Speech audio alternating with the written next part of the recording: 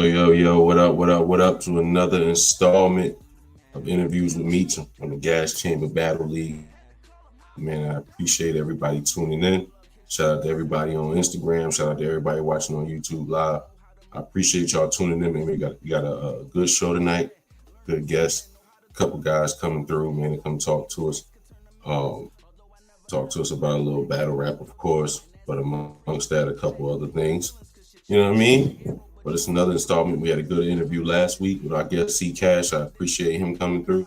Shout out to everybody over there, Never Not Working. You know what I mean? Of course, shout out Gas Gang and everybody, you know, that's supporting us and all that good shit with this YouTube channel.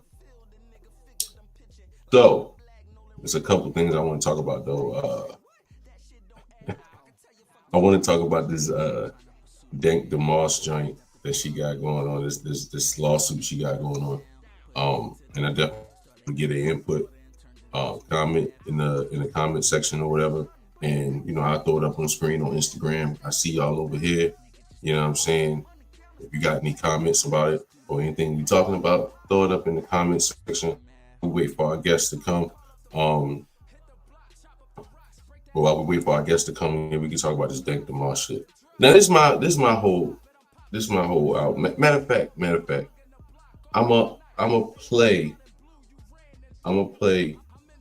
the news story so we can all get a clear understanding. Just for those who may not know, ain't been on social media because the shit been everywhere.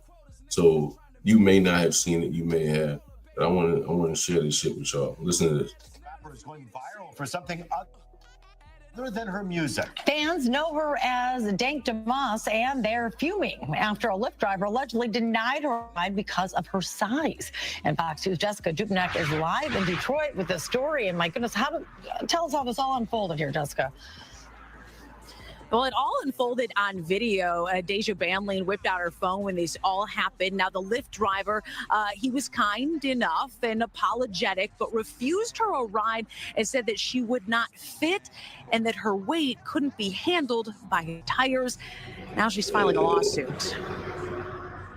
Have you been in cars that size? Yes, I have. I've been in cars smarter than that. That's crazy. Deja Blanding tells us she was just trying to get to a Detroit Lions watch party this month when her Lyft rolled up. As I'm walking, I see him like making faces or whatever. I'm like, oh man. Because he already knew. I can fit She in this already car. did. No, believe me, you can.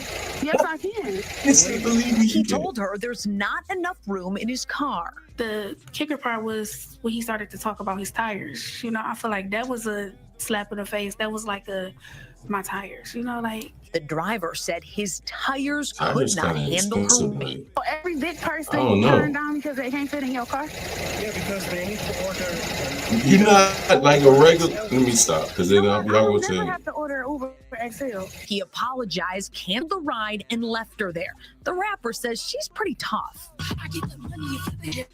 Dank DeMoss, as she's known at the mic, is crushed by the whole situation. I just want them to know, like, it really hurt my feelings. It looks like a Lyft might be hurting pretty soon, too. I knew it was illegal, and I knew that it was wrong. Her attorneys, John Marco and Zach Runyon, say weight is a protected characteristic in Michigan by law. It would be no different than a driver pulling up and saying, you know, I don't want to have black people in my car, or I don't want to have Christians in my car, or Muslims in my car. It's the same. Under the law, it's the same. The lawsuit is filed. Since she posted the encounter on social media, other full-figured folks have reached out saying the same thing happened to them. I can fit in this car.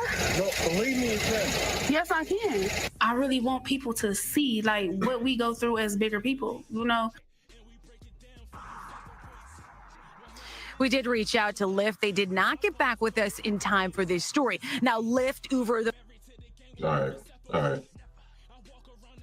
So now, because I don't want to be like rude or people to say like, oh, he's being, you know what I'm saying, he's being insensitive.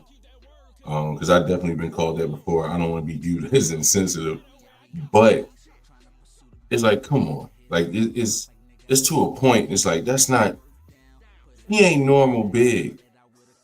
Like, let's be real. Like that's not normal big. Like, if you look right with her walking down that hallway, She looked like she was struggling to walk down that hallway with that news reporter.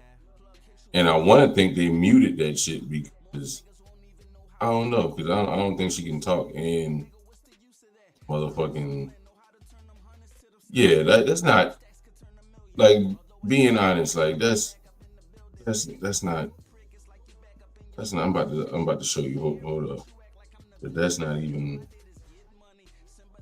I'm not trying to be rude, but this is not normal big. This is not normal. Her thighs have like that. Like this ain't normal big. This is not normal big right here. This right here is not normal big. I don't mean to be rude. I'm not trying to be rude. But I mean, and don't people have the right to refuse service?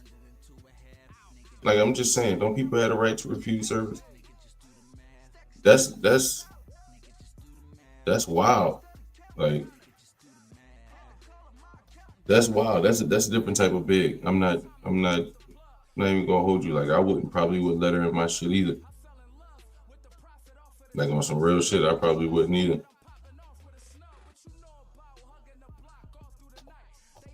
That's a different type of big. Are you gonna fuck up that man's suspension? Yeah, tires. He gonna bring up tires. Tires cost. You tripping? Brand new tires. What is you talking about? Tires cost. But while we wait for our guests, I figured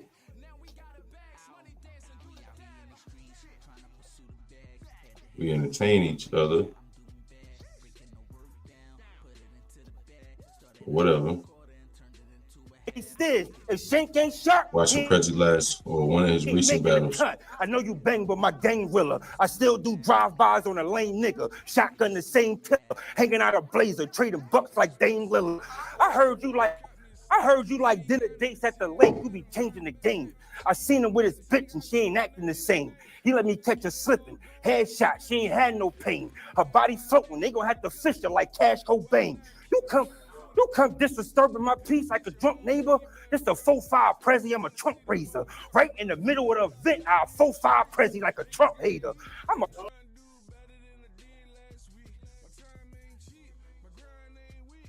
So while we let's get things cracking. My guest just pulled up in the building, you know what I mean?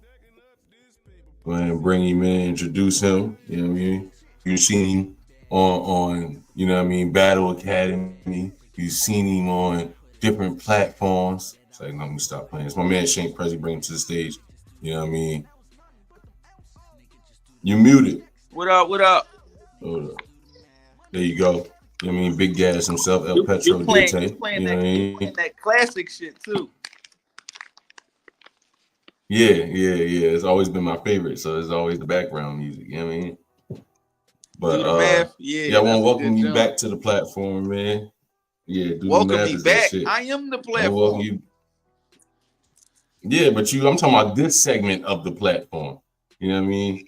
This segment of the platform, interviews with Meech, I like to think it's you know what I mean, it's a special segment.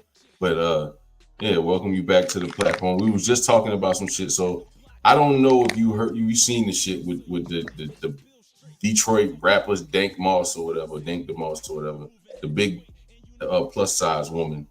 You got hold on. Before we get into it, is there a way you can mute the music? I can't hear you like that. Oh, hold up. I got you. All right. How was that? All I hear is all right. It's still too loud. I ain't hear no difference in it. Oh, not to cut out shit. I mean, you know. No, you good. The whole Dank DeMoss shit, right? So she ordered a lift. Who? Buddy pulled up. Dank DeMoss is a plus size rapper from Detroit. Yeah. So Buddy pulled up, refused service. No, you can't get. He was real polite with the shit. It wasn't like he was rude or anything like that. You know what I mean? But he brought up his tires and everything else, which I think is a valid point. Tires expensive, but I wanted to get your take. I wanted to. My take is, he did that For man real, didn't do tires anything. expensive. He didn't do anything wrong. And first off, it's funny You don't that think he did anything wrong? No, he didn't say you do anything wrong, man. First off, you got to know your vehicle. I go through that in regular traffic. Like if my car not in the best condition and I got people behind me beeping me, I don't give a fuck, man. I don't care what they saying because it's like I know my vehicle at the end of the day. You know what I'm saying? Like I don't know if y'all want me to drag race I'm out not about here to or fuck not, my man. shit up to appease you. Exactly and shit. So it's like nobody at the end of the day, them Ubers and Lyfts and shit, they not like, you know, you can get in a car that has flaws. She didn't obviously didn't order no Uber XL or Uber Luxury. He told her to though, but she was like, I never have to. She was like, I don't never have to order no Uber XL or whatever.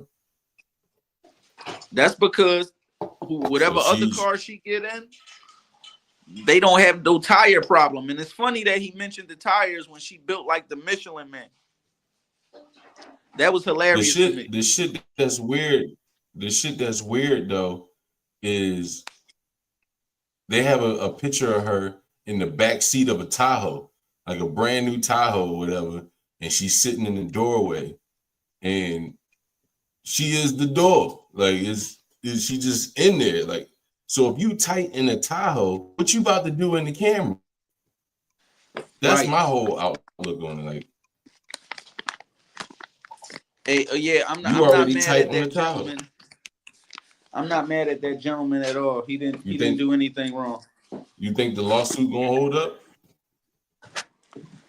No, not if he got the proof to say, like, listen, man, I can only hold but so much weight. It's like getting on the elevator. They trying to claim discrimination. Hold on, I might black out because I'm in the dark. I'm going to the car. All right, but my whole thing is like, so if she go to Six Flags, is she gonna sue Six Flags for not letting her on the ride? Like, are you gonna sue whatever airline company you fly with if you got to pay for 2 seats? Like, that's my whole outlook on it. Like, are you just gonna go through life suing everybody because you're too big to use their product, pretty much? Yeah, I hear you. You hear me? Yeah, you hear me? You hear me? Yeah, that's better.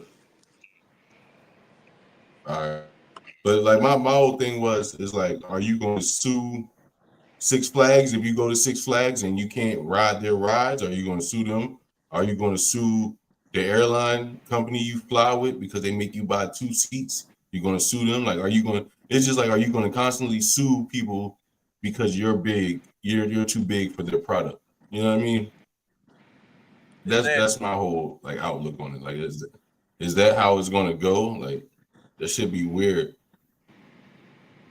So since we already on it, right? She gonna have to figure that out. Hold on, I'm here. Since we already on it, while Prezzy get his technical difficulties together. Since we already on it, I wanted to talk to Prezzy about this Shotgun Suge battle. Yeah, we could you talk. Hear me? We could talk about all that. You hear me clear now? I have to put the AirPods in. Yeah, you good. All right, say less. So, yeah, all right, let's get into it, man. I'm here. So how did this whole Shotgun Suge? Hold on, let me try something real quick. Can you hear this? I don't hear anything. You hear that? No, I don't hear anything. Don't worry about it then. All right, so how did this whole Shotgun Suge battle come about? Give me the backstory on that a little bit. All right, just to take it back a little bit, you know, when I battled Funeral Fame on the Academy or whatever, Shotgun Suge had a battle that day with Prep, right? And Right, you know, right. I had a good performance. I feel like I beat Funeral Fame. A lot of people do or whatever. So after the battle, he came up to me and you know he basically gave me my flowers. Like, yeah, you know, I heard Fame before, but I ain't never see you before. So yeah, you was fire, bro. And I was like, love. So you know, shout out to Touch Money Nod. You know, a while, you know, since that time up until now, to the time I actually battled, in the process of now moving around, going to different events and seeing Suge at different events or whatever, he would always ask Suge, like, yo, if you came to the academy, who you want to battle in the academy? And I was one of the names that Suge would bring up. So it was just a timing thing. I guess, you know, his schedule was clear. He was able to do something. And you know, of course, it was definitely a good look for me. So I take my hat off to him for that because guys like them, they don't have to do that shit. And I felt like we had a good joint. I felt like he Yeah. came there and he rapped, and you know, he didn't have no fuck ups too much or anything like that. Like compared to like his prior performances before mine. If you seen his battle with Coffee, that really wasn't an attractive battle. So you know, it was worries on my part Okay. because my battle was a week after that Coffee battle. So I was hoping that he didn't show up and drop the ball again. So the fact that he did, he came through and he rapped real good and everything like that. I commend him for that. I still feel like I won the battle, but you know, Shout shout out to Touch Money Nah. You yeah, say shout you out to feel like Touch. you won the battle? Yeah, definitely, That's what's up. definitely. Get prepare yourself for this Suge battle. Do you feel like this was the at that point I'm talking about? Do you feel like this was the biggest battle you had so far, or like how did you feel going into this battle, preparing for Suge and everything else?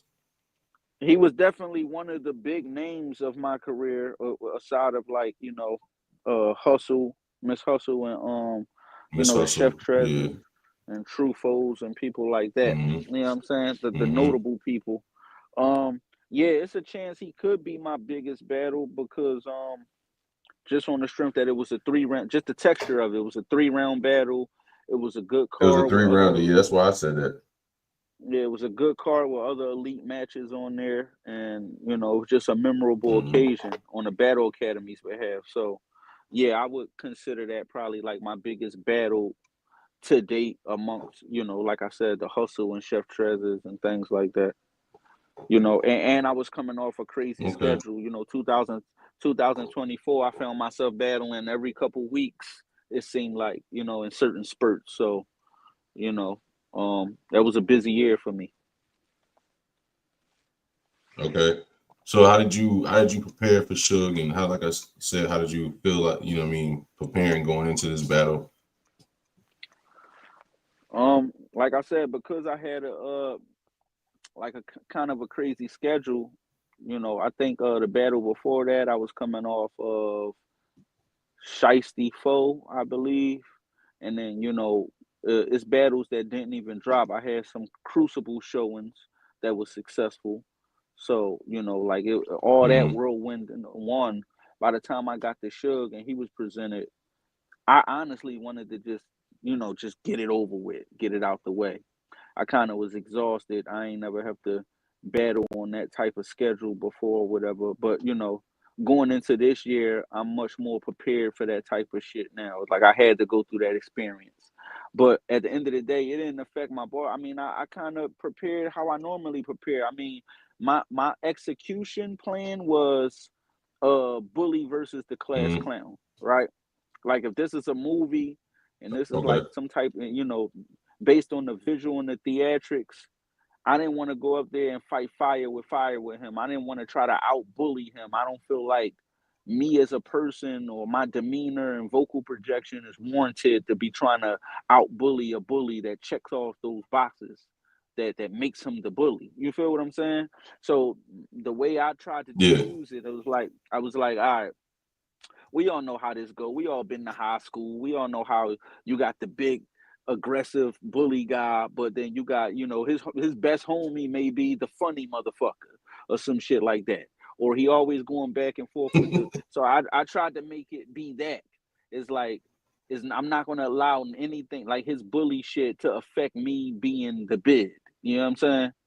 And it's always a guy like that. No matter how tough a guy is, it's always one guy.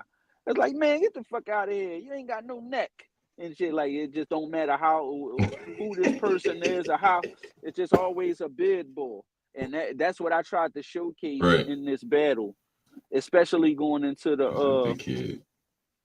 especially going into the second round, because like, you know, people will push their fears on you. So when you think of Suge, it's like, yo, you can't play with him, bro. Like, this motherfucker, you know what I mean? Because it's like, you know, he gives off that demeanor like a bully, you know what I'm saying? Like, you know what I mean? Shit could get bad for you in there if he on this shit.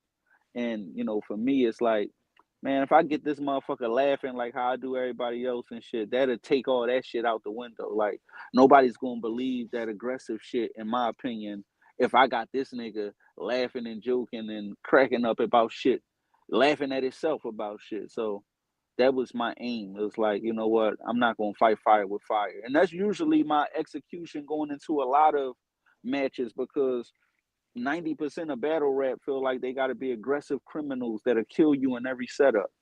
You know what I'm saying? You very seldom come across certain, you do have some exceptions out there, but you're gonna come across that guy that just like, it's the complete opposite.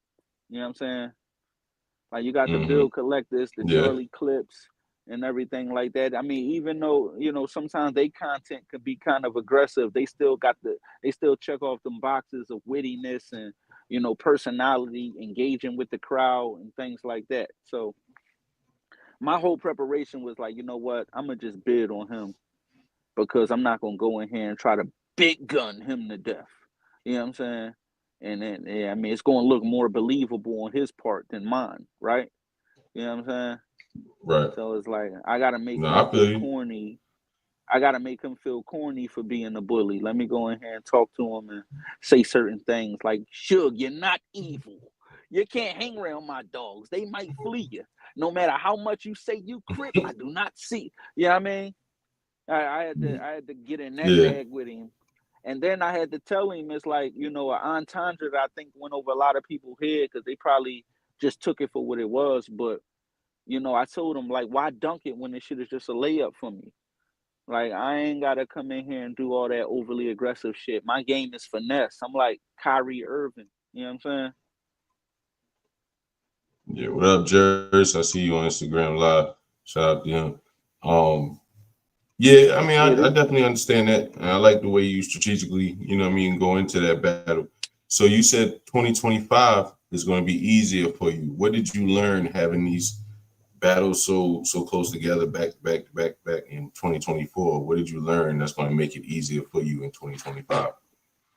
I mean, it's like really a realization, understanding, all right, shit's starting to pick up. So I'm gonna get more calls, and I gotta be on a more strict regiment, because it's a chance that I may have battles one day, then the next day, or some things like that. If this is what I signed up for, especially if they compensating me for the shit. Mm, So it's like, and you have to choose your battles wisely. Like, maybe every battle won't be, whether they paying you or not, like, might not be the smart battle to take and anything like that, because you don't want to burn your stem, and you don't want to, you know what I'm saying, burn yourself out, just, you know, because, you know, a guy like me, I'm trying to say the best shit in the world. You know what I'm saying? I'm trying to say the best shit that can be said and that anybody has ever thought of and shit like that. So I'm not just running through my rounds and shit real quick. I mean, I make it seem effortless just off the way I go about it. But at the end of the day, it's a lot of right. thought that go. It's a lot of thought that go into this shit. And if you can't be in the space where you could just focus on that and that only, then you probably shouldn't take so many battles back to back to back. But fortunately for me, starting off this year, right now I'm kind of in a space where I can do that. And as you see, I have two battles a week apart, one on February 8th and one on the 15th. And, you know, one is versus Gwitty, and then the other one is a 2-on-2 with my guy Luke versus Mm. H Moneybags and G to K. So two different type of. So that top floor presidential.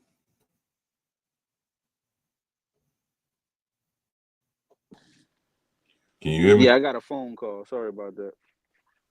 You Let me put good? my shit on do not What is that? do not disturb and shit. Is that top floor presidential Yeah. with the 2-on-2, whatever, right? Mm-hmm. Yeah, shout out to my All guy right. Luke, So how man. did you yeah, shout out to Luke, man. Shout out to C Cash, Bad Skeezy. I see you on his skis. You know what I mean? Shout out Yeah, to them on shout Instagram out to watching, the man. whole Shout out to gang. everybody that's watching, supporting. Yeah, shout out to the whole gang. Shout out to the whole gas gang. But I want to remind everybody to like, share, and subscribe to the YouTube channel. Make sure y'all go ahead and hit that like button, hit that share button, send it to your mom, your dad, your brother, everybody. You know what I mean? It's Gas Chamber Battle League. We appreciate everybody and all the support we're getting. So with you getting into the 2-on-2 with Luke, and how do you feel about doing that versus the solo battles? I mean, Was it a smooth transition, or was it like? well, I mean, you got to remember, me and Luke, we got a 2-on-2 before, so we already have like a certain level of chemistry and understanding with each other. No, I'm talking about just in general when you jumped into that type of battle in the 2-on-2. Well, Like, was it a weird smooth part about transition in general? well, the 2-on-2 was actually booked first, so me and Luke already knew that we had the 2-on-2 on the agenda, and then the Gwitty match got booked after that. So I was already in Right. creative, and me and him was already, just in creative mode for the 2-on-2 matter at hand. But then, I put certain ideas to the side just so I could get the Gwitty shit out the way, being so that's the first battle, and that's a 3-rounder. Me and Loot Mm-hmm. is only 1 round. Mm-hmm. So it's like, Oh, okay. even though the Yeah, process is, I understand it. even though it's easier for me to come up with, my own shit on my own time, I got 3 rounds of that to do for the Gwitty shit. But even though the 2-on-2 process may be a bit more intriguing as far as preparing for it, because you have to have a level of camaraderie. That's only 1 round, and it's only half the effort. You understand what I'm saying? Right. So it kind of Right. equates to the same space I'm gonna have to be in or whatever. Like, you know what I mean? Because to compose 3 rounds in my circumstances amongst my children and having to do my day-to-day shit or whatever is almost equal to me having to find a time to get with Lou and then, put this shit together and rehearse with him and everything when it's convenient for him at the same time around my shit too. So, but like I said, we already was kind of prepared for the 2-on-2, and then the me and Gwitty battle came about. So I really wanted like a transition. You know what I'm saying? We was already in a mood, and then we kind of put what we had to the side just so I could get this out the way. And then we got enough to where as though once we revisit it, it's just a matter of remembering and shaping up and getting our performance right. And in a week's time, that's possible. Okay. So and speak on a little bit about you and Luke's artistic chemistry, because y'all put out a project together, and I really feel like y'all are a good 1-2 punch with music and battle rap and shit like that, man. It's like it's hard, and it's rare for that you find 2 guys that complement each other on the track or in battle rap. You know what I mean? Speak on I think what what it made y'all is, 2 like, decide to. although me and Luke seem like we have a lot of similarities and things in common, we also were completely different. So I Mm-hmm. think that's what's special about us. Like, I'm the quiet, more reserved one. He's the more obnoxious, pop his shit bull. But when it comes to the skill set, we're both elite, and we bring that to the table in different perspectives, and it gives it a diversity to where as though like you get a little bit of both. Like you get, you know what I'm saying? Like for those who may like the Yeah. electric, the electric up tempo rah shit, you get that from it, and then you still get the calm, cool, collective shit. And neither one of us have to compromise who we are to roll off each other. Like I don't have to be more like Luke, and Luke don't have to be more like me, and that's what make it fun. You know what I mean? And then it's just a brotherhood like outside of that. So it's like just like all my guys, the C Cashes and the Jerseys and everything, like it's deeper than rap, you know. We have a concern for each other's families and livelihoods and things like that too. So it's the same thing with Luke. You know what I mean? Even though he's not like repping on paper Gas Gang because he has his own entity. And that's another thing about it too. That's what makes it better. Like we're kind of bringing the entities together. Because there was a time where, you know, and people still may want to see this, but where the talks was me and Luke should battle, or me and Luke was going back and forth with each other on the music and everything like that. But you know, it make more sense, and we could get more money as we've been doing. You know, joining forces. It's like that. You know, it's strength in numbers. So a lot of times, my wages and compensation get you know, gauged and determined by who's all in attendance and in support of me. So if we could link brands and that brings more people in the building, then you know you can imagine what they would have to do for top floor presidential. You know what I'm saying? He has Right. his own entity, I have my own entity, and when we do things together, we bring both entities together, and that equates into money, if that makes sense. Right. No, I You dig feel it. me? It So makes sense. I got I I just got I thought, got a chemistry with a lot of people on the team. Everybody know that Hannibal, Hop, the you know, Geechee, Michi, C Cash, Jers, Jim B. Dot. Any of us could have teamed up, but we already on the same team, so it really wouldn't have brought no extra equity to anything. You know, right. I'm trying No, to I understand that. you know, pull in different demographics and different fan bases and enhance the eyes that's on us. So, you know, only way by doing that is joining forces with somebody that has, if not the same, but or if not more, but the same influence on his part. And I feel like he is who I am to his team. You know, so I felt like that just made sense. It ain't like neither one of us got to carry each other. It ain't like neither one of us have more or less resources than one another. We kind of bring 50-50 to the table, and nobody has to compensate for one another for the lack thereof, because we both motivate each other, and we're both accessible to, it's convenient for us to get together and do these things and create that brotherhood. So that's why the me and Luke thing is what it is. All right. So the more you getting into battle rap, And he you be know what I mean? rapping, and he be talking this shit like he raps. So you know, at the Oh end of the yeah. day, you know what I mean. Yeah. Now I Just fucks with makes Lou. I sense. like his music. You know what I mean? Um, you know, I like him as a battle rapper, man. Shout out to Top Floor Loot and the whole Top Floor. Um, we Yeah. got Mark coming up with a battle. But y'all definitely have great chemistry. You know what I mean? Especially, you know what I mean, on the project y'all put out, that was my shit. I'm still playing that shit. I got it in my playlist or whatever. Don't Um, be in the trenches, but man. Don't be. so, so a lot of because we're gonna swing back around because a lot of that is focused on somebody, a lot of those tracks or whatever. But the bigger you get in the more you get in the battle rap, you start to travel. You know, battled in Chicago, went to Baltimore or somewhere around there and battled down there, whatever. How is it going Virginia. to another motherfucking city, Virginia? How is it going to another motherfucking city, another motherfucking state, and you go down there and you just whoop a nigga ass? Because you know what I mean. You already had an away game, so you already walk in.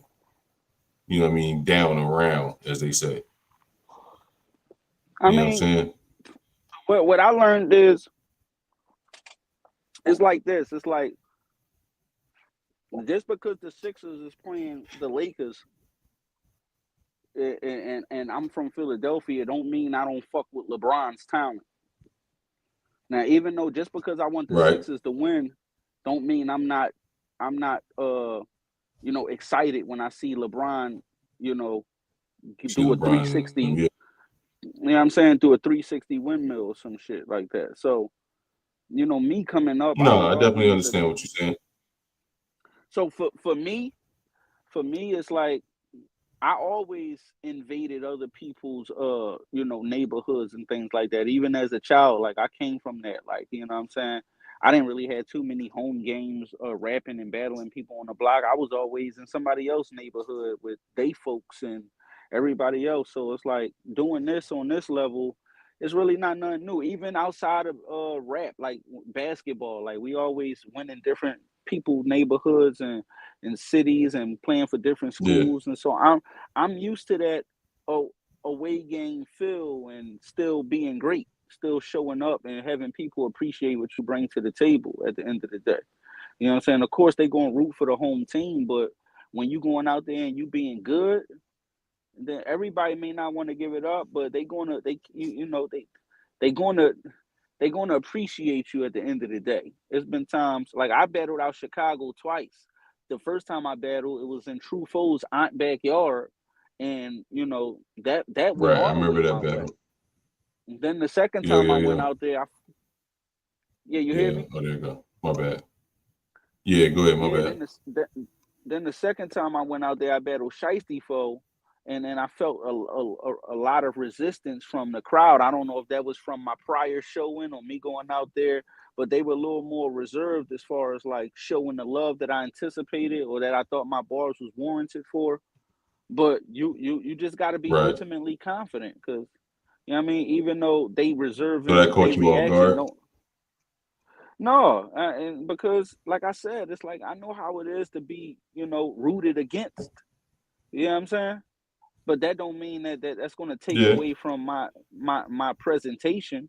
I still got to go out here and do a job, and for the sake of myself, my own self satisfaction, and for the people that I know is depending on me and everything. Win, lose, or draw, it's like it's okay to lose sometimes, but you don't want to just give up or just like give in, so to speak. And giving in would be like when you feeling like you're not getting the love and then support that you deserve, and you just say, well, fuck it then, like, you know what I mean. But no, it's like I'm still confident. So it's like regardless of the lack of reaction or anything like that, I'm still gonna go out there and deliver to the best potential and execute my job from front to back. You know what I'm saying? Start to finish. And Right. it's all a perspective thing. And I still walked out of there and enough people made me feel like I still won that battle. And then when the battle dropped, it went my way even more. So it's just a confident thing. Like, when you lose, it's in your body language. But if you know how to X out all the extra shit and understand that you're not always going to be the one that everybody is in favor of, then, you know what I mean? That shit don't really bother you like Yeah. that. It don't bother me. You know what I mean? It don't bother me. But to get back to the root of the question, I enjoy moving around and everything like that. Like I think that's the best sense of validation because it's one thing when all your folks is embracing you and everything like that, but then that could come with a little biasness. Everybody want to feel like everybody around Mm. them is keeping it real with them and everything like that. But when you performing in front of people that don't know, that's rooting against you and don't give a fuck about you or how you feel, and you still can wow them and have people showing you love, then I feel like that's the best form of validation for me, especially in this. When you know that this type of talk you talking can translate over the world, then yeah, it's like, yeah, I'm cool with that. So I All enjoy right. it. So It's so nothing like a speaking of the home game, project, though. yeah. But speaking of the project with you and Luke, a lot of that shit is the whole project is pretty much talking about Easy the Block Captain. Um, what made That's that how project come about? that's how you well, I mean, because you said that real loosely, and I don't want to make it seem like, at the end of the day, Well, correct me. I'm you know what I mean, I don't give a yeah, fuck yeah, about no, that. yeah. Just correct me if I'm wrong. No, you're not really wrong. It was just like loosely, and it could be interpreted the wrong way depending on what type of emphasis that is said in. So it's like, Easy was like when he started the whole trenches thing and everything like that. This was in the cuffs of the whole Remy Mas thing that was going on with the Papoose shit and everything like that. Mm-hmm. So, in that whole process when he was starting his league and everything like that, You know, I feel like a bit of ego. You know, he might say it's just him being confident, but like, you know, he started doing a lot of unwarranted comparisons, and there was a lot of lists coming out from guys on their part and everything like that, and kind of like Comparisons of putting what though? Who? from for his talent to our talent. You know what I'm saying? The guys that they had on the trenches that Okay. really wasn't as known at the time when he was doing this, and you know, versus our guys. Mm-hmm. He was like kind of like, you know, downplaying us just to, you know, make his whole situation seem more than what it is. And I get that. It's battle rap and everything like that. Cool. So, you know, me, you know, at the time, me and Luke, we was preparing for our 2-on-2 with Bliss Creed and Madface, and you know, we kind of ran through that. So once we got that done, that was still all that talk and everything with Easy and the back and forth with the trenches shit and everything, that was still going on. So I took it upon myself to combat that with the project, instead of trying to hope that, you know, us doing blogs and everything like that get the same type of reach and everything like that. You know what I'm saying? Like, he have a lot more people, Right. fans, and people paying attention to him and everything like that. So it's like, all right, well, you know what? Let's go to the stew. Let's play our game. Y'all want to get on y'all, you know, y'all stream yards and talk y'all shit and everything like that, which is all So cool. Then you know, we gonna throw out our shit. So we kind of did the project in a way where he would know, like, if anybody is ignorant to it, then they could still enjoy it. It's just like a body of music. You know what I'm saying? Like, you know what I mean? Just for the most part. It's still some enjoyable records, just like, so you know, hold, Ego. before you finish, right? Hold on, before you finish, you know what I mean? Let me introduce my next guest. And he ain't really a guest. I mean, the co of the gas chamber. You know what I mean? My man, OG Benny. I mean, welcome to the OG. show. I mean, all that good stuff. But my bad when he, you know what I mean, have OG sitting backstage and all that shit. So I'll bring him up. But go ahead, man. Continue with what you were What's saying up, and y'all? whatnot. OG, what up, OG? Yeah, What's what's up, up? OG? What's up with? Yeah, I'm chilling, But go man. You ahead, know, Prezzy. What were you saying? Y'all went to the stew?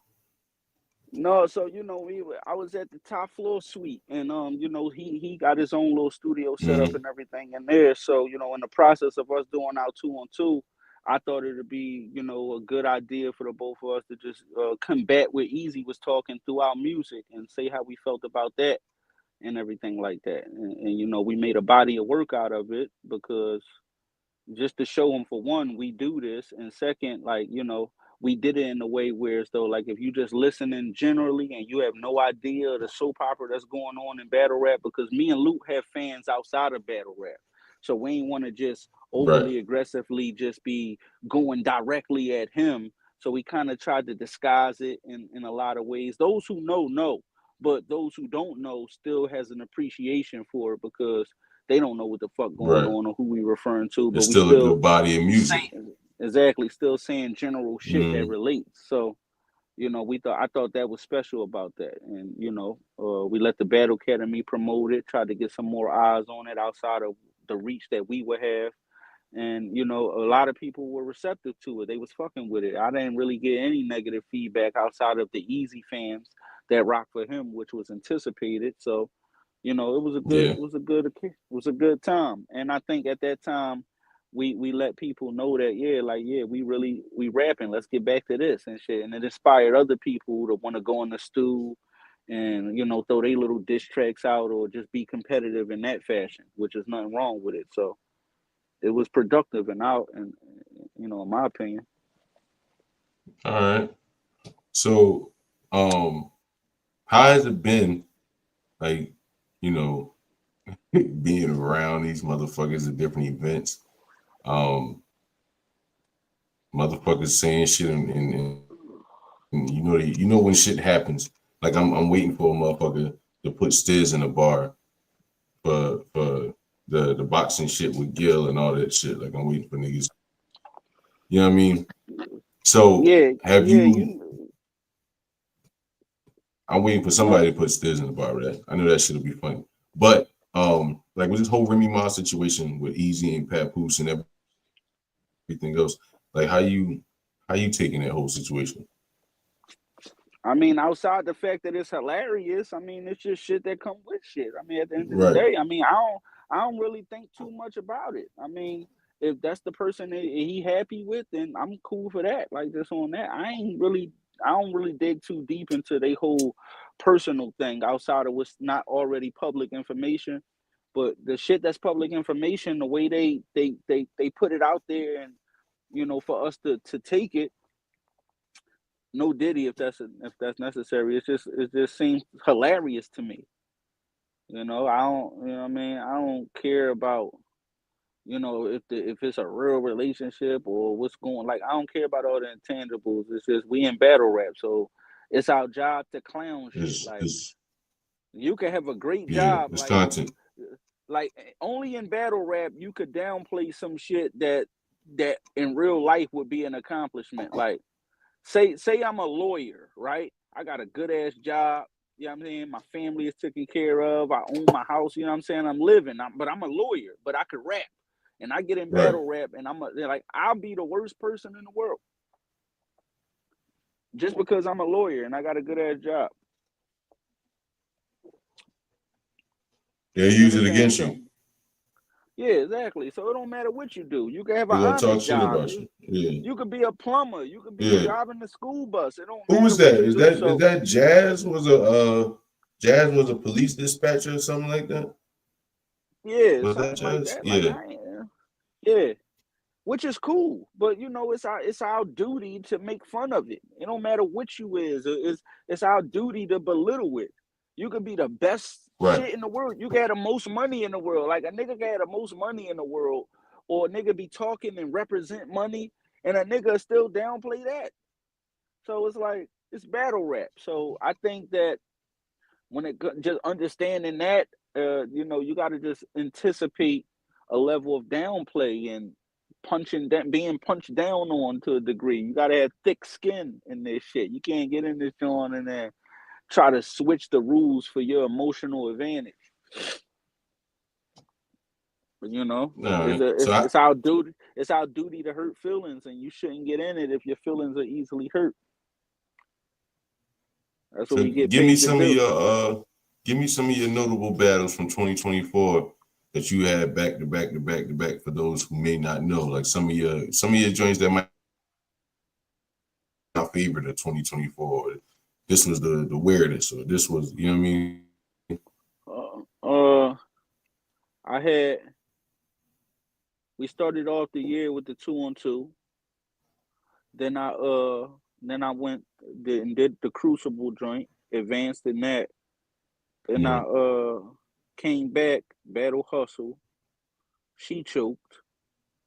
Then after that, we went on the road, and then I had another Crucible, advanced in that. How was the Hustle joint? How was preparing for her? How was that? It was hilarious. It was almost similar to the Suge approach and shit, because like I said, the way my style is, I already like a lot of these battle rappers, they just like, they content is filled with just overly aggressive violence and shit like that. Like, everybody want to come across like they the most violent and fierce person that you ever gonna meet and shit like that. And to me that's just funny. I just find that funny. So I just do what I feel. You know what I mean? I just do it. It's just hilarious to me that everybody just they just copy the same prototype of what they think battle rap or being talented should be, or what they got to do to be successful in this shit. It's just hilarious to me. So I pick on that.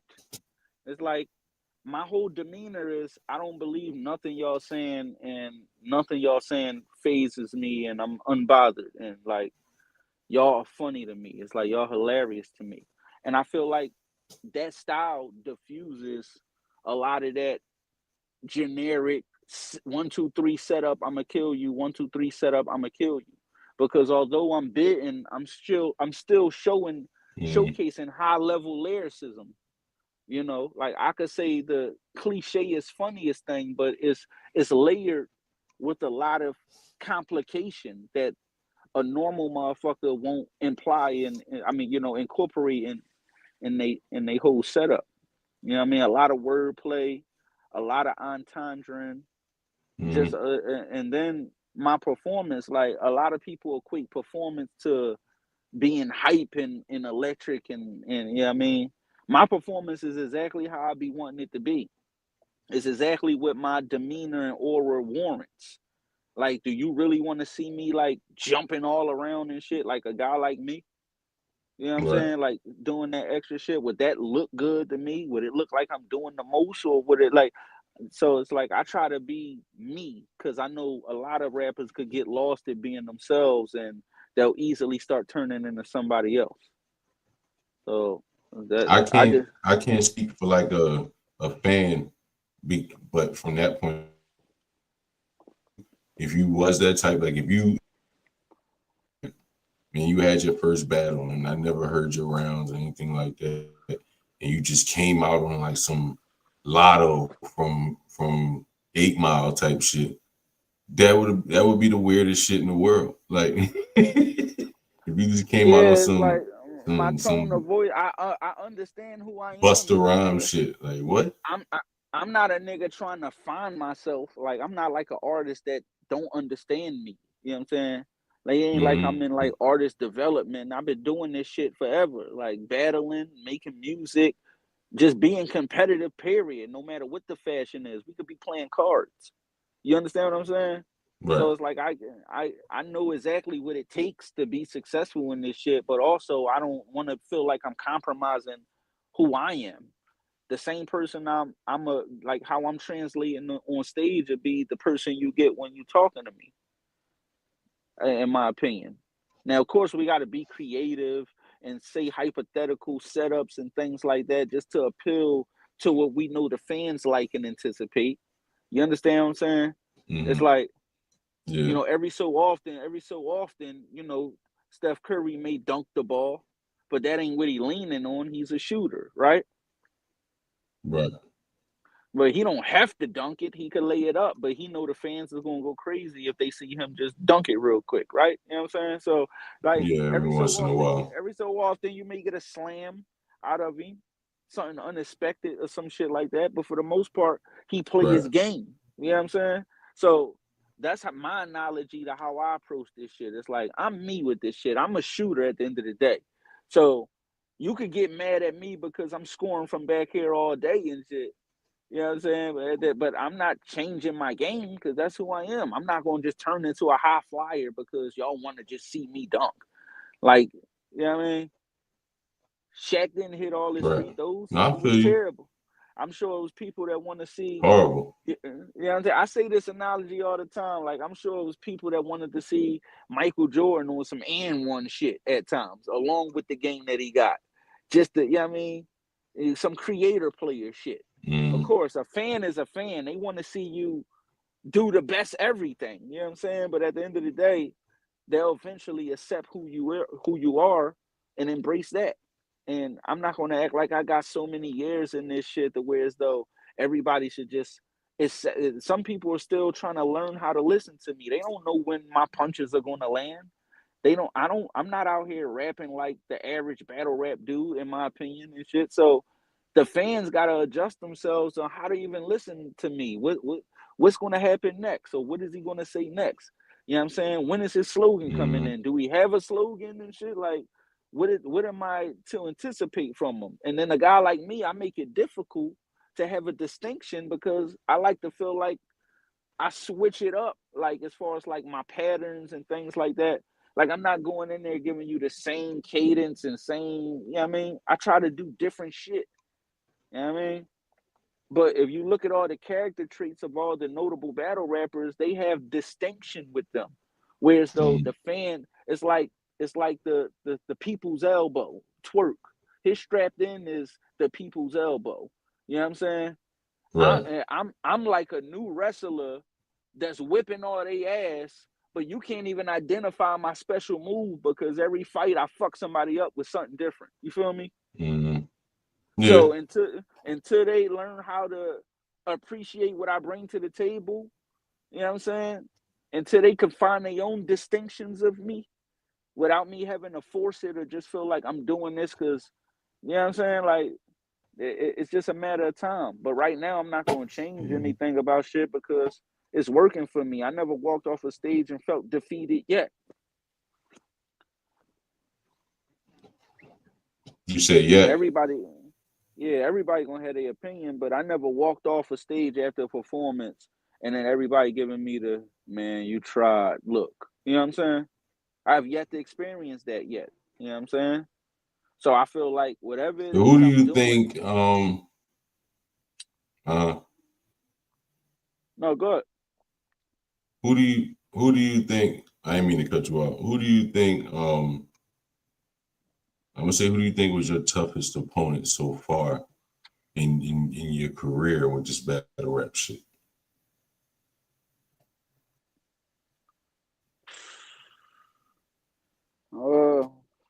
Toughest? Yeah, somebody you just had, like there was somebody you had a I don't know, a tough battle, or just who was the toughest person you had to battle? You know, it's crazy because like out of all the top tier motherfuckers and everything like that, I felt like somebody who was really trying to fight was the boy Funeral Fame, right? I feel like he did a little freestyling. He had some bars. Only thing with him is his bar, like his performance wasn't as clean as mine. You know what I'm saying? But of course, like, if I leave it up to the consensus opinion, they'll probably say the news battle or Butter from the Block, because there was a lot of talks of it being like, a debatable, or some guys had them winning, some guys had me winning, shit like that. But as far as how I feel, like maybe Funeral Fame, maybe, you know what I'm saying, like, for just off the intensity, how he was going in and the things he was doing, it turned me up. I had like a kind of a different performance on that one. I felt like, all right, let me get brolic a little bit. Let me get in his space and do some things that I know he ain't expecting, because his whole thing was he thought I was just some funny nigga. Them jokes ain't gonna work with me. And I'm like, all right, you know what I'm saying? And I ain't even had that. And where he didn't know was I was already sitting on 2 occasions worth of material based off a dude that backed out on me twice. So I was stacked. You know what I'm saying? I had so much shit, you know what I mean, that by the time I got to him, by the time it was him that was the deciding factor of who I was going to battle, it was just a matter of just making the narrative that I had already about him, adding certain things where as though you could tell was direct towards him. But as far as just certain haymakers and material and things like that, I had stacked up. I had a lot of stacked material because, you know, I came up with some shit for the dude. He backed out. And then when we were supposed to battle again, I was like, let me beefing up these bars. And then he backed out again. So now I'm just like, fuck. You know what I mean? But So yeah, I'm just sitting on two things. he kind of, Funeral Fame kind of brought a more of aggressive performance out of me. You know what I'm saying? With that particular one, because I felt like he was in there, like everything about his demeanor was just like, who the fuck Bull think he is? You know what I mean? He came to Philly prior to that and battled Jim B. Dot. Jim B. Dot choked, so he was feeling himself off that. Then they brought him back to battle me. So I remember, like, before we even battled, when he hit the stage, when he walked in, I was like, "What's up, boy?" I remember, like, he gave me like a little weird gesture or whatever the case may be. I can't really remember verbatim, but I remember taking it like, "Oh, all right, he one of them niggas that's feeling himself. All right, let me get in my mood and shit, cause he gonna be one of them. This nigga ain't fucking with me type boys. Like, he really think it's sweet. Like, he really thought it was sweet. See, a lot of the battlers that I battled, they be giving me my respect. Like, no, Prezzy one of them. We gonna have a good one. Da-da-da-da-da. Well, I want to battle Prezzy because I feel like he's the best one. Bull walked into it like, this funny ass nigga. He ain't about to, you know what I mean? And I was kind of appalled at that. I just was like, I was offended of his demeanor towards me, towards the whole situation. So I would say he made me turn into something a little different. You know what I'm saying?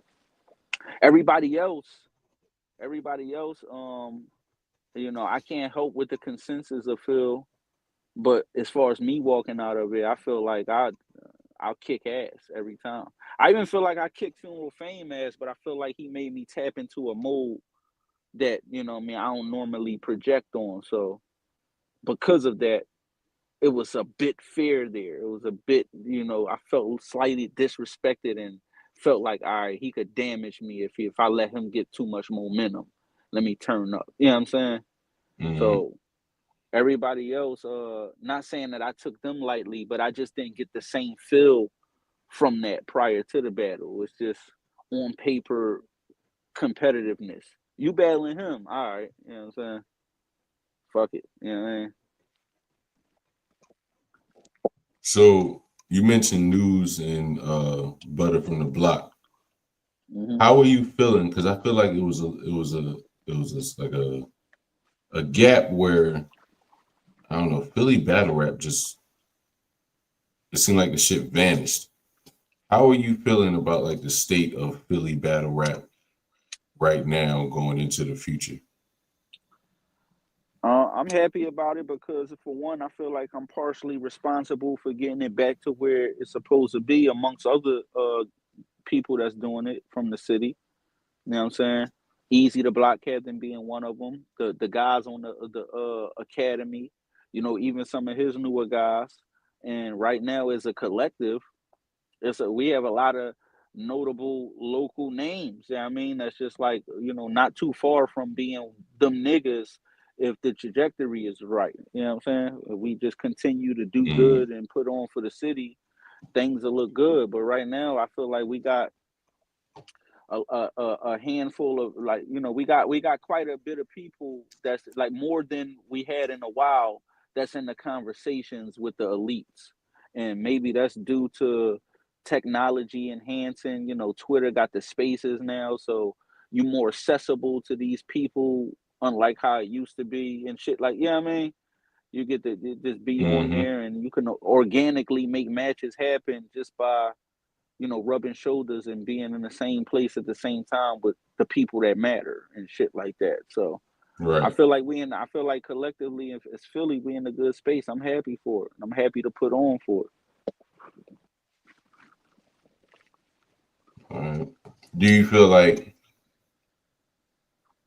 I don't know, do you feel like being from Philly in a place that's really known for spitters and everything else, like do you feel like you motherfuckers expect you? Because like when I first saw what's my man name from Pontiac? I'm JC, like Pontiac. I'm like JC. Pontiac. How the fuck?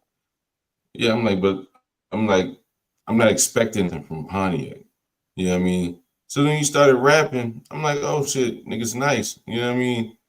And you know what I mean? Being from Philly, you kind of expect a nigga to be nice. If you hear, you know what I mean, if you don't know who Shankk Prezzy is and you watching the battle and a nigga and from Philly, you know what it is, Shankk Prezzy, you mean Northside Gas Gang, you mean HMO, all that shit. You Right. like, all right, you from Philly, I'm kind of expecting this nigga to rather than Shankk Prezzy from bumfuck Mississippi, you like, oh, this nigga ain't. You know what I mean? His bar, if he say something nice, you might be more inclined to think he's dope just because he's from bumfuck Mississippi. And Right. a nigga from I Philly get can what say you're the saying. same, get it the same because you expecting a nigga from Philly to say some shit like, you know what I'm saying? Uh I mean, I don't really know how to answer that question because I have yet to experience the opposing reference. So it's like, for me, Do you, I always, you know what I'm saying, been regarded as one of the nicest, and me understanding that this city is a representation of the nicest niggas, it motivates me to wanna to keep that regard going. You know what I'm saying? So it's like, it's just motivation for me. I don't feel like it's pressure or anything. It's just like I already know, like, you know, because we watch people that's ass all the time, and you know, I say this to y'all. I be like, it's no way y'all would let me say that, but I'm happy about that right. because it's like it just makes me feel like I gotta push to be more creative and things like that, and I'm okay with that because it's like, if you're not in it to do that, then what the fuck are you in it for? Just to say regular words and shit? Like, what are you in it to do?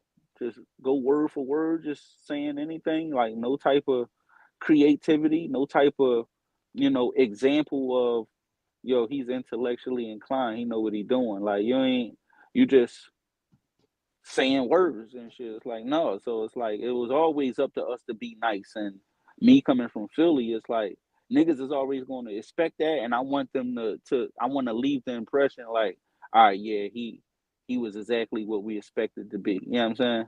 I don't really care about that shock value. Like, I don't never wish that I was from somewhere else that way, because it's like, I get love. You know what I'm saying? And even with me getting love, I understand that it's going to be a level of hate. And that's just what come with shit. That's what balances shit out. It's the inevitables of life. You know what I'm saying? So you can't get mad at that. Every day ain't gonna be a good day. You just gotta make it your best. And so I don't really get too caught up in that shit or whatever. I'm happy to be from Philly, and I'm happy that we the home of the spitters. So that makes me go harder. Okay. So you got this battle with Gwitty coming up. You got a 2-on-2 with Luke. Give me somebody you would love to have a battle with. You know what I mean? Like, if you Everybody could asking me that. choose right now, like, boom. That's the only question that that's the only question that be like difficult for me to answer, because it's going to be different people for different reasons. And Okay. the last All right, well, give me two people that got two different reasons. No, but this is what I was going to say. That the last reason that it would be for validation.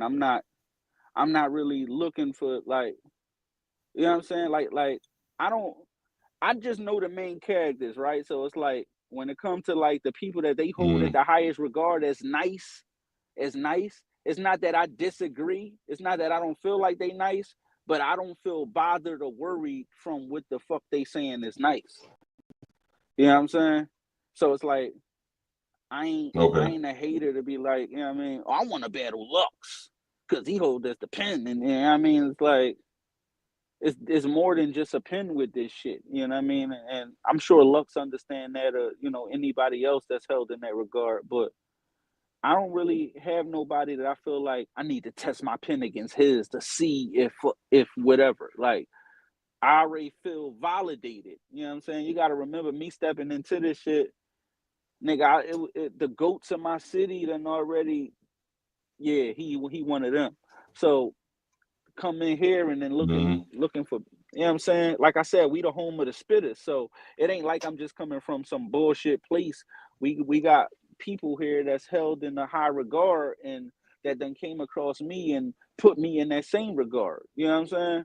So it's like, I already experienced that. I already did shit with legends and great people in wild situations, and been in places that are, who the fuck is Bull? And you know what I'm saying? So I didn't experience that. I already know how I feel to be nice and shit like that. You know what I'm saying? From people that I feel like is nicer than people in battle rap.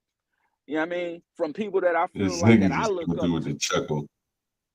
That the people that I feel Right. like Go ahead, I'm listening. the people that I look up to. So you know what I'm saying? When it comes to battle rap, I understand that it's a business now, and if it's navigated the right way, it could be lucrative, and that's been my main focus outside of me just doing what I love to do. You know what I mean? But it's not really nobody that I could think of to be like, I want to see if I could go against Daylight to see if it ain't no C. It's either, like Grind say, it ain't no nicer than me. It's either you nice like me, or you just ain't that nice at all. But it ain't no nicer than me. We could all be elite, because you and I'm me. My story, your story, your story. What you do to make it special is what you do. It is only an opinion on what people feel like, is better or worse and everything like that. But nigga, I done mastered my craft, so I'm not in it to be like, I want to see if I could stand it with Tay-Rock. Like, I don't, you know what I mean? I don't look at it like that. My battles are picked on what's going to be lucrative for me on the next step out. It don't matter if it's a big name or a small name. You know what I'm saying? I done got bigger checks for niggas that wasn't as notable than when it came to the big names. Do you understand what I'm saying? So it all depends on the circumstance. If you going there, I'm stepping into this shit as a seasoned rapper already. I'm already seasoned. I already have accomplishments. I already did shit. You know what I mean? I'm not the richest or most famous, but I did enough to where as though I inspire people, motivate people, and make people see more into themselves and shit. Like, I'm a vet with this shit. I done did shit. I done accomplished shit. You know what I'm saying? So coming into battle rap, I understand it's a business, and it's like, all right, OG Benny, how do we get to the money? He'll tell you. That was my first question. Like, all right, so how do we get paid? This is what you're gonna have to do. You gotta go about it like this, and it's been working. You know, because that's the game plan, right, OG? Like that's the game plan that we No, for sure. OG ain't bring me in this shit to see if I'm nicer. He already knew that. He already been telling niggas. You know what I'm saying? We didn't need battle rap to see if it's a nigga nicer. You know what I mean? We already know that this shit opinionated, and this shit is really about preparation and presentation. As long as you put on a good show and it's clean, you know what I'm saying? You did your job. I don't get caught up in all that other shit because I already know I'm nice. I'm not trying to see if they like. First off, a lot of these niggas, I'm older than a lot of these niggas, so it's like I'm not trying to see if DNA fuck with me. You know what I'm saying? Like, not in it for that. Shout out to him and all these guys, but like, I don't care if they, you know what I'm saying? Like, I'm not in it to get the validation of John the Don. Like, you know what I mean? They cool and everything, but it's like you gotta understand who I am stepping into this shit, man. So it's like, with that being said, it's like, you know what I mean? I'm not saying that I'm the best in the world, but I'm saying I feel like I'm the best in the world. You know what I'm saying? It's always gonna be somebody that's regarded as nicer, and I don't got time to get into those semantics. All I know is that I mastered my craft, and I'm still in the space where I'm still willing to learn more. So I would never, you know what I'm saying? Once you get in that space where you feel like you know everything and there's nothing else to learn, then you die to me. And that could be literally or figuratively. You know what I'm saying? Like, once I feel like, oh, I don't need to do nothing else. I don't need to learn nothing else. I don't need to get better. Then I'm going to go in there and get bodied real bad. You know what I'm saying? And God is going to wake me up and show me, no, nigga, you still, you know what I mean? You still got to exercise the ability. You know what I mean? You don't know it all. What if you run into this motherfucker that's just like you from this place that you never heard of and shit? You think you the only one? So it's like, that's the wake-up call you get. So for me, it's preparation and presentation. Always making sure that I'm prepared and I got my shit locked and I'm ready.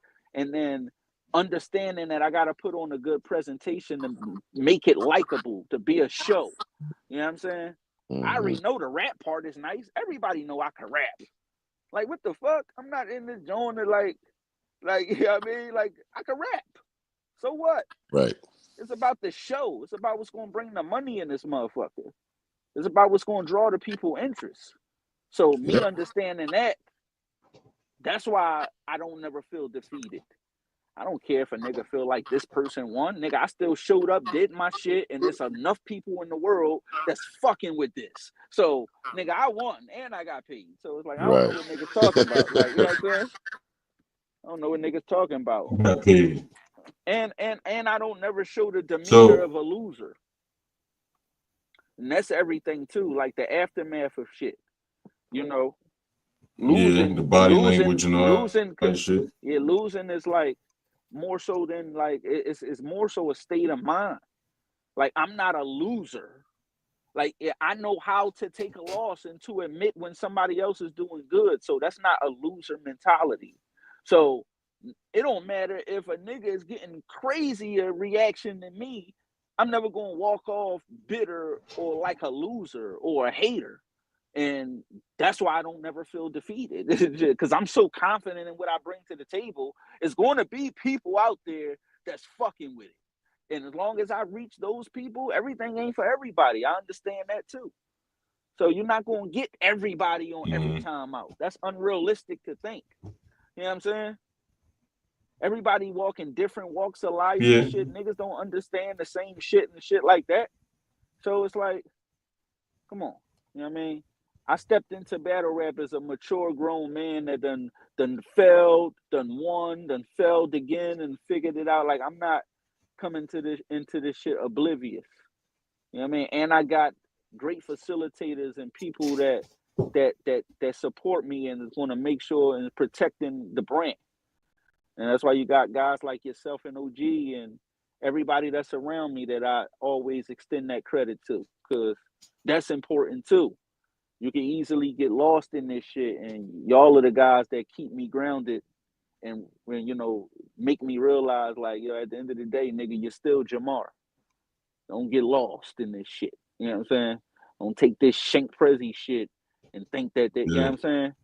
Y'all them guys. And I think that's needed for a lot of people too, because ego could be the downfall of a lot of people's success as well.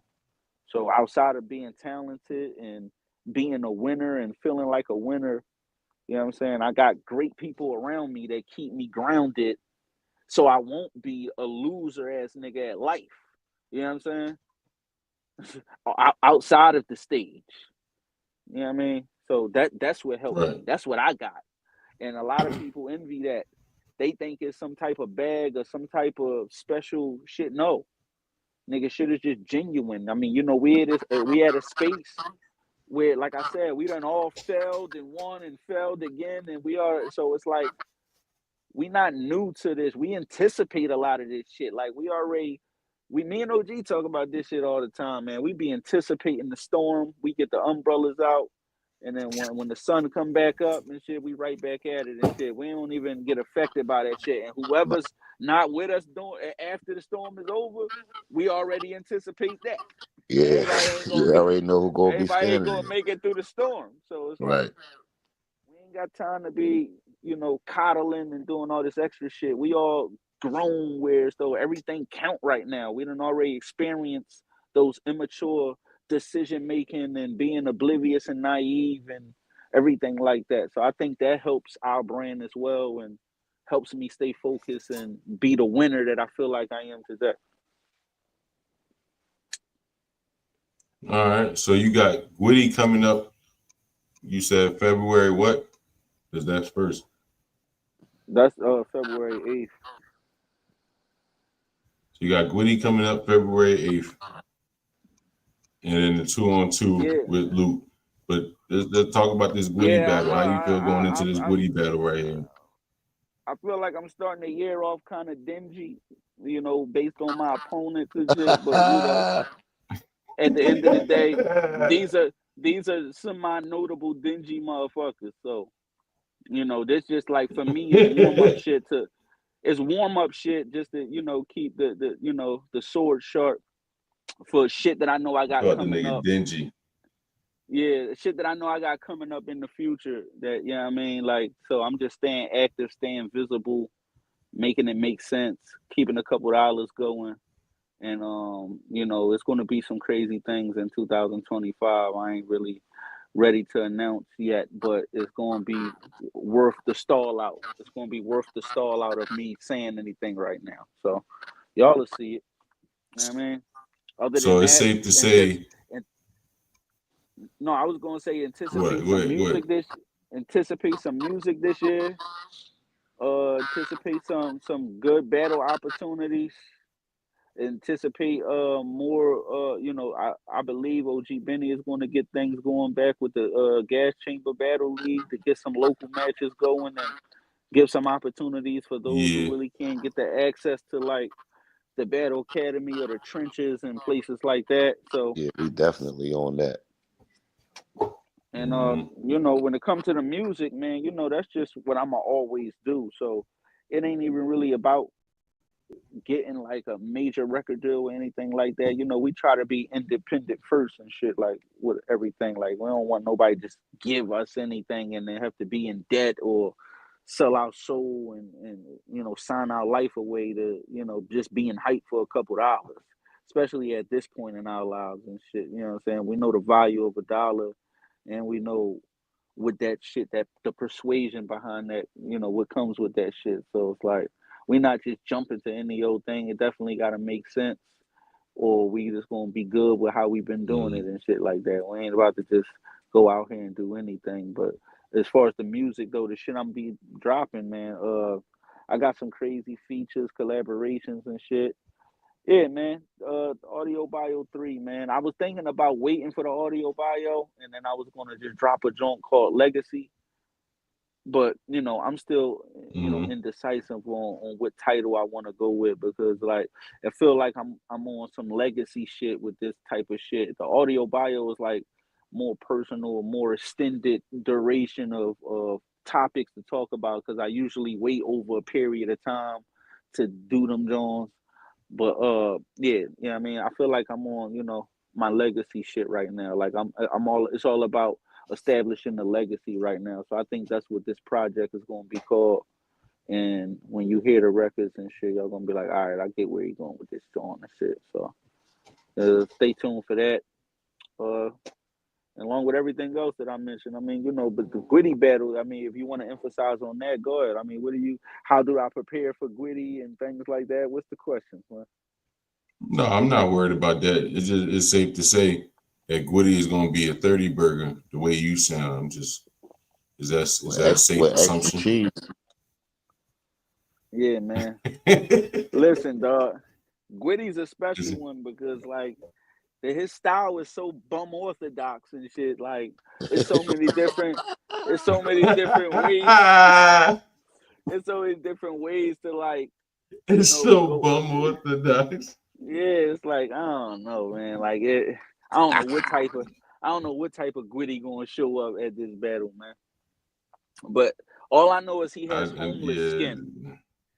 This nigga has the skin texture of a homeless man. Like he be like that nigga homeless skin. Like he been panhandling all fucking day and shit. Like this shit is crazy, man. So yeah, we gonna talk. It's gonna be hilarious. You know what I'm saying? Panhandling just sound funny though. Like this nigga's been panhandling all day. He one of the battlers where I could show up and be 100%. I could be 100% me. Like I ain't got to worry about thinking about how everybody else feel about, or should I be aggressive or should I go in here and bark on them and shit? No, I could really go in here and Shankk Chappelle this shit from beginning to end and shit. It's warranted. It's like ain't nobody come to see who can rap better. You know what I mean? Let's be for real. Like niggas came to see a show. Anybody know who the fuck can rap better and shit. But me, I'm still a rapper anyway, so it's not like I don't want y'all to think I'm taking my foot off the gas and I'm like it's my shit always layered. Like I said, I could say the most cliche statement, but it's still gonna have some layer in it, whether it's some wordplay attached or it has a double or triple meaning, or if it's just like plain old just sarcasm that I know everybody just gonna relate to and shit. It's science behind everything. Everybody, I think the fans that are in tune with me understand that I don't just say words. It's a reason for shit. When they go back and look at my bar breakdowns and shit, they already have an idea like, all right, he not just ain't no bar getting wasted. You know what I'm saying? He not just saying a bar just to rhyme and go to the next one. That shit means something. Let me take the time and figure out what's the significance with this right here. You know what I'm saying? So I think my fans that's in tune with me trust that, and those who are not in tune, they'll soon find out. You know what I'm saying? But that's what makes this shit fun and shit, because you don't always necessarily want everybody to know what you're gonna do or what you're capable of anyway. Shit. So I do a good job I do a good job at masking that. I know how to play possum to a degree where I ain't saying too much or showcasing too much. And then, guys like y'all done seen me in the studio and in real rare form. So when y'all see me on stage, y'all know that y'all know that like it's another level that's being reserved for the appropriate time. You know what I'm saying? Y'all know it's like another, I mean, right now I'm just doing what's warranted and not to burn myself out, just to give people something to anticipate. You know what I mean? We still early in this shit. You know what I mean? So it's like, I like to be a surprise for motherfuckers. The next thing you know, the next time they see me, I'm doing some whole different other shit or adding something new or being innovative and doing something that nobody done before. Like, I'm that type of person that like to push the envelope and take it there. But yeah, I'm also going to do what's warranted. I'm not going to jump out the window, not knowing that I don't have the amount of eyes that I would want on me when I do these things. I don't want them to fall flat. You know what I'm saying? So it's like once I get in that space to where it's though, oh, the lights is on, baby, then OG know. You know what I mean? This shit is gonna be crazy, boy. I'm telling you. Yeah, It's the moment. the lights is on now. Like we all right, this the time. Oh, I can do this now. Yeah, all right. Enough of the dumb shit. You know what I mean? Let's get to it. But right now it's like, come on, I know where I'm at, I know what I'm doing it for, and I know that it's another level that people like, I just don't want to burn myself out. A lot of people burn themselves out and shit too early in this shit. You know what I mean? I know how to reinvent. I'm paying attention to what's going on. Although I could come off nostalgic, I have a real great awareness of what's going on today where I know how to translate to people that's not of my peers. You know what I'm saying? To those who are younger, to the opposite sex and everything. Like, I'm really like in the mix and shit to that degree where so I'm not oblivious and shit. I'm not going to be dated. You know what I mean? You're never going to get that from me. Nah, I feel you. So, I'm excited. I'm excited for what's coming up. This is the Gas Chamber Battle League, man. I want to remind everybody to like, share, and subscribe to the YouTube channel. Shout out to everybody on Instagram, everybody on YouTube, live watching, man. What's up, Nitro? See you over there on Instagram. But yeah, like, share, and subscribe to the YouTube channel, man. Follow us on our socials. The Gas Chamber Battle League on Instagram, Gas League on Facebook, Twitter, all that shit. Follow us to, find out the latest events. Like Shankk had mentioned, OG is definitely putting together some battle events coming in the future. Definitely excited to see what Shankk got coming in 2025. Niggas just need to tap in with OG. OG just putting shit together. It ain't necessarily even like battle shit. Like if you catch him in the middle of the week, that nigga might have a R&B contest or something. He giving out bread. That nigga, you could go to him for your graphics. You could go to him for your merch. OG is like a one-stop shop for a lot of shit. It's One-stop shop. I was about to say that shit. It's only but so much he don't do. Like Dom so. Shiz without the negotiate. But Dom. Yeah, he definitely resourceful. His tree sources is off the chain. Yeah. But see, that's the thing. Man. That's the thing about Gas Gang. Like, we are some of the most resourceful motherfuckers. A lot of shit we don't have to go outside of the bubble to, get shit done and all that shit. Everything is in house. That's the good thing. It's not even that it's in house. It's like we got a lot of good quality shit in house. Like I know a lot of people that do cliche shit in house because they just don't want to pay for shit. But the shit we got in house is shit worth not only worth being paid for, but it's like it's on that level. Like, I mean, our videos, our studio production, our music production, the quality. You know what I'm saying? Like. Everything, like our graphic design, our battles. When we was doing our battles was looking crazier than a lot of people's shit. You know what I'm saying? Clean as shit. We got the right facilitators and that's because we honorable and do good business and we got good rapport with a lot of people. That's why we can stay consistent. When you see a lot of people all over the place with shit, probably because they done burnt their bridge. But I know for me, when I go into doing an album, I use the same producers that I do for my normal shit. Like, I don't change up my shit. You know what I'm saying? I may come across a new dude here and there and then, like, test out a track or two. But for the most part, my projects is embodied with Madman Nice, Dunny, and Ace the Chemist production. They like my go-to guys. They my Timberland Pharrell and motherfucking Just Blaze. You know what I'm saying? However, you know what I mean?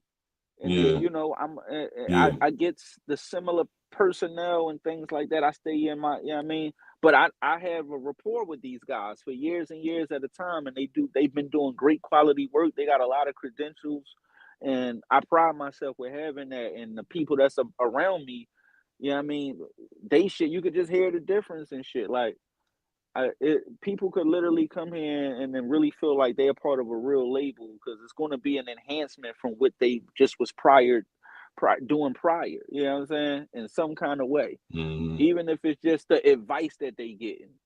Motherfuckers is just gonna keep it real. No, you could be better on that, or no, you could lay that a little better, or you should go in this direction. I don't really like that, dog. Don't put that out. Or that cover art ass. Won't you get this? Like we gonna tell motherfuckers what it is. It's real quality control over here. Like the brand is everything. Right. Like we really take pride in what the fuck we present. And if you notice, like if, you know, just seeing the activity, we don't put out ashy, dingy shit. We don't have no history of doing that. I see a lot of people, I even thought you people was with about to names. swing back around to Gwitty once you start talking about dingy shit. He goes in that category too. You see his videos, they dingy too. But that's another story. I mean, like everybody ain't got the same, you know what I mean, IQ of what matters. Everybody ain't able. Yeah, or they got people around them that's Grandma okay always in that said shit everybody too. ain't able. Exactly. So, you know, like, come on, dog. They see the studios and the places we in. Like, I mean, like Gas Gang is like a real corporation. Like, people come here and get, like, listen, man, on some real shit. It's so real now. I was just talking to Tech about this. I said, and now, you know, we got the fitness shit. You know, Meal Ticket doing the fitness. So niggas need to trim down, get in shape, get camera ready, send them niggas to him. He'll take care of them. Like, we even got the exercise department in our shit now. Yeah, Like, right. niggas, you know what I mean? We ain't about to allow nobody to get out there and look crazy. You know what I'm saying? Like, on no shit. Like, we got it all covered and shit. You could get with one of his training fitnesses, 2-3 week regimen and shit, just to get ready for this particular occasion and video. He'll get you right. And it'll be results. You know what I'm saying? So it's like, come on, man, get with it and shit, man. But I'm not saying that to say saying that to say any and everybody just come along. Like, we only fuck with honorable and talented motherfuckers and people that's loyal and shit like that, man. But yeah, we the shit over I just here, had an man. argument the other day, man. I was like, I can't think of none of my friends that's like deadbeat dads or just fucked up individuals. You know what I mean? Like the niggas I consider my friends, that a lot of the, you know what I mean, these motherfuckers are niggas that take care of their family and, you know what I mean, stand up individuals. I don't hang with motherfuckers like that. But listen, man, I can't be around a motherfucker and me being who I am, I can't just watch another motherfucker neglect. You know what I'm saying? Like, we don't hang around people like that. Like, I don't hang around people. Like, you know what I mean? We don't hang around junkies and shit like that. Like, people that do excessive, crazy shit like that. We Gas Gang for a reason. You know what I'm saying? We've cut niggas off like that. Like, niggas whose lifestyle has become too much or detrimental to the brand and everything else. Liability, yeah. Yeah, they liabilities. We've cut niggas off like that, man. Yeah, facts. That's why we Gas Gang. It's like, you know, we in the 420 era and shit like that. You know, it's not wrong with what we doing and shit, like, especially if we can maintain good health and good progression behind it. But we got niggas in our team that don't like. Jers is the healthiest, soberest motherfucker in Gas Gang. I don't know how I you mean, do it. Facts. Yeah. I don't know how you do it. I can't. Well, I'm saying a strong person, but I definitely understand. That to say we don't be hanging with no real like slime ball ass motherfuckers that. You don't see motherfuckers like that in representation. And if they is doing it, they doing that shit in secret. You know what I'm saying? I mean, you know, niggas do that too. But listen, like I said, once that shit get exposed and make motherfuckers out of there, man, you gotta go. Yeah, absolutely. We don't play that shit, man. We ain't representing that. You know, we done cut a few people off with shit like that. But it comes with the territory. But this has been another installment of interviews with Meech, man. I'd like to thank my special guest, Shankk, Prezzy, man, OG Benny, for coming through, man. I appreciate him. You already know. Yeah, I gotta start influencing you to do more of these more often. I gotta be more visible on them because, you know what I mean. I don't know if you was tired today. That's cool. But I don't know if you in a cubicle. I don't know where you at and shit, but like your Oh man, I'm vibe, in your my man vibe, cave. I'm your slowly but vibe is surely putting different. this shit together. Your vibe This is is this. I different. Let mean, me tell listen, you. man. It's been Be a I hot. felt long like ass day. I felt like you ain't know what to ask me at times. Yeah, No, it's just been a long ass where they day. go? But listen, we gonna stay consistent with this shit though. But yeah, whenever you want to come on, nigga, you know I don't give a fuck. You OG, Yeah, whatever. we got the shit you need But to know. I might do that yeah, tonight or tomorrow. We got the shit you need to know coming on. That's just battle the rap shit you need opinion, to know is funny as shit. conversations, and the shit you need to know that's going on in battle rap. So stay Just tuned for tap in that. for everything on this channel, man. The Gas Chamber Battle League. Tap into everything. We got different segments and different shows on this joint. We got battle events coming up, all that good stuff. So, you know what I mean? Keep your notifications on. Make sure y'all like, share, and subscribe to the YouTube channel. Make sure y'all follow us on socials.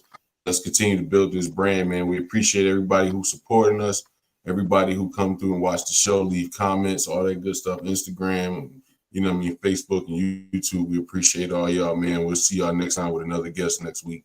We out of here. Yep. We out of here. Gas.